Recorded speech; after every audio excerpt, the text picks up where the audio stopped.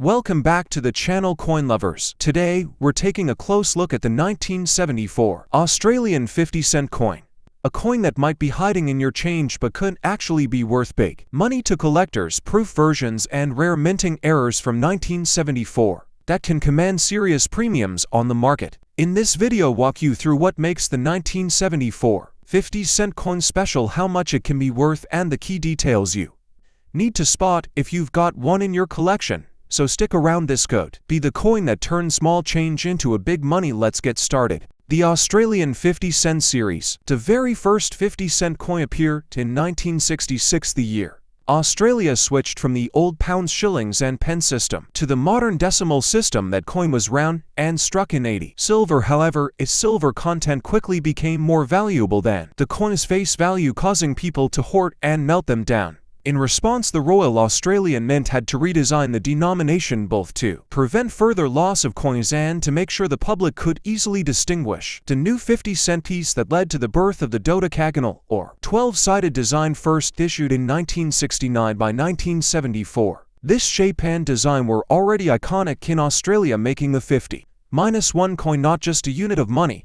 but a true cultural symbol. The 1974 Australian 50-cent coin is impressive in size and specifications.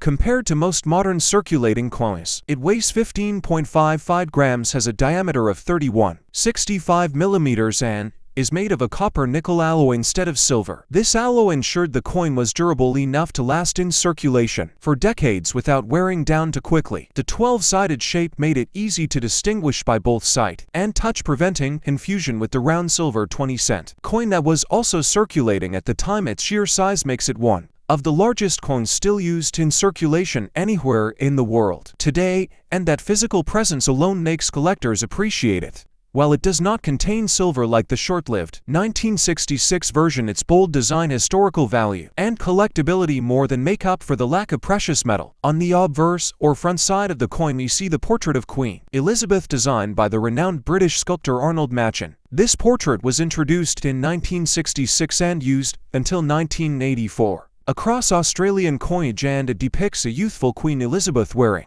the Girls of Great Britain and Ireland tiara. The surrounding inscriptions read, "Elizabeth and Australia 1974. This was during a period when Australia was still closely tied to British traditions, and the Queen's effigy symbolized both continuity and modernization. Collectors often note that the Arnold Machen portrait is one of the more elegant and finely detailed effigies of the Queen, and it gives coins from the 1970s a very distinctive and nostalgic appearance.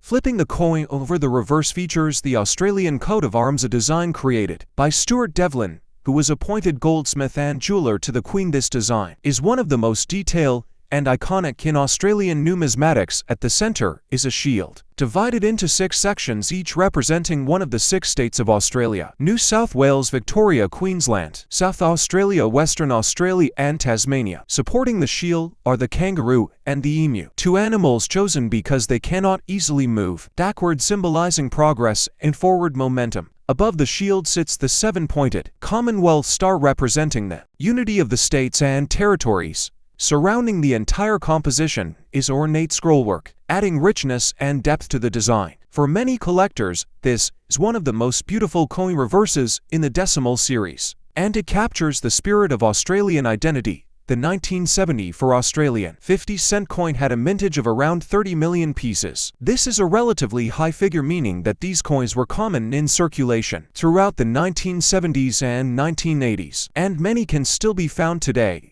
in change. Although circulation examples are often heavily worn, high mintages usually mean a coin is not rare, and that's true here. But what collectors look for is condition. Circulated coins with scratches, loss of detail and dull surfaces are usually worth only face value. However, coins that have been preserved in mint condition since 1974, perhaps kept in mint sets or stored away by collectors, can carry much greater value. Australian 50-cent coin is worth today. In circulated grades, it's usually worth only its face value of 50 cents. But in uncirculated condition, collectors may pay anywhere from $5 to $15, depending on the quality of the strike and the brightness of the surfaces. Coins graded at the higher mint state levels, such as can sell for $30 to $50 or more at auction, especially if they have strong luster and no significant marks.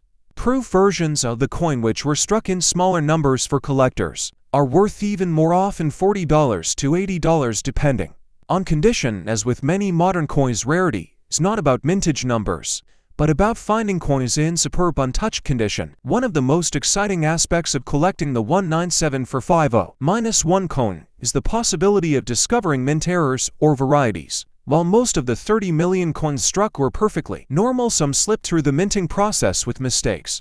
These errors could include clip plankets, where a piece of the blank is missing, off-center strikes, where the design is misaligned, or die cracks, which leave raised lines on the coin's surface. Such errors are relatively rare and can command prices far above the regular coin. For example, a dramatic off-center strike could sell for $100 or more, while a clip planchet error could fetch similar prices depending on its size and appearance. These unusual finds keep collectors searching through even common dates like 1974, because you never know when you might stumble across a hidden treasure. For those building an Australian decimal collection, the 1974 50-cent is a necessary addition. Collectors often build complete year sets of the 50-cent coin, and 1974 sits firmly in the early years of the dodecagonal series. When collecting this coin, condition is everything. If you find one in circulation, it's best to set it aside. If it looks especially sharp, to preserve its condition, store it in a 2x2 coin holder,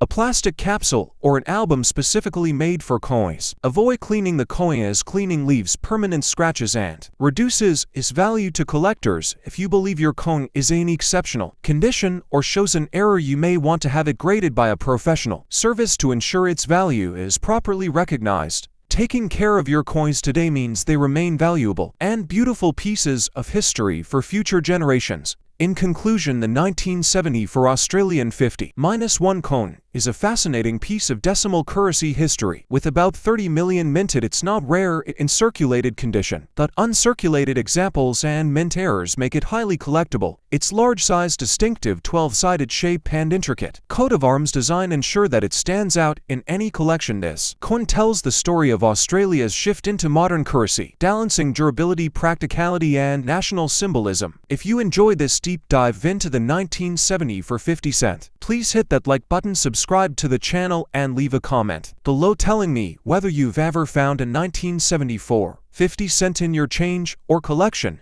Your support helps us keep bringing you these long, detailed explorations of coins from around the world, and trust me, the next one is going to be even more exciting. Until then, happy collecting.